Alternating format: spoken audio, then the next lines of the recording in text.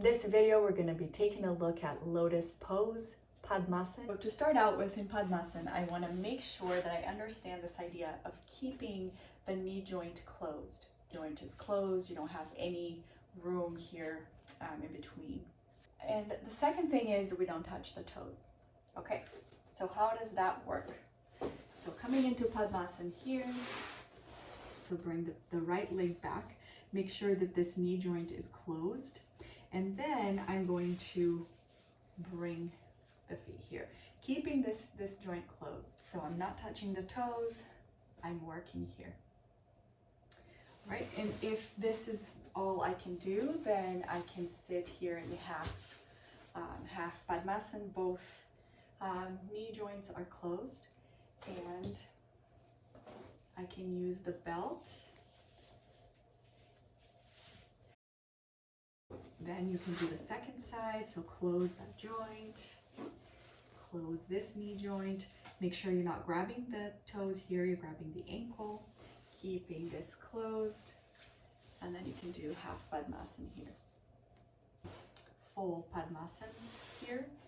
And so if I come here, bring my feet onto my thigh, and I have very tight hips, so I have to be very careful how I get into this. So here I would want to lift my knee here and put it onto the other side, but that would cause a torque in my knee. If you can see that, this would torque the knee in the wrong way because my joint, my knee joint here is not closed. So I have to close the knee joint and bring it without, the least amount of space created in this knee joint. So keep it closed and bring the feet up here. Padmasana with the belt, and the belt is keeping those knees coming towards one another. Safety here is zero pain in the knee. And I'm gonna come as close as I can to the wall, and I'm going to lay back on my mat and have my legs touch the wall. Inhale, soften the eyes, ears, throat, soften the belly, make sure the tongue is soft, and see what you can release on the head of the femur, the legs, the feet.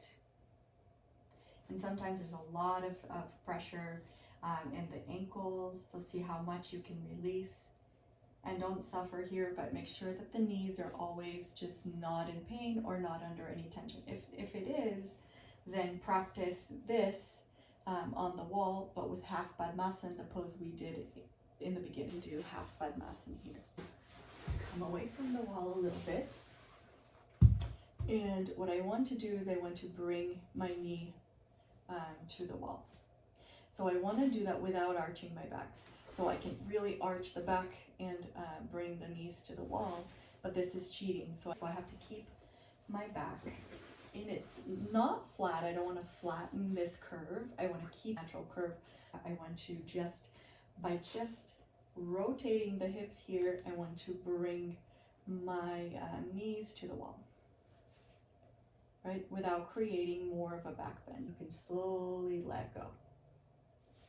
So you would do that all the way until you're able to be flat on the floor, and then you can work with a block. So you add a block here, but I don't want to overarch my back here. I want to keep that natural curvature of the lumbar, and I want to tuck a little bit so that I minimize the extra back bend that I create because of tightness in my hips.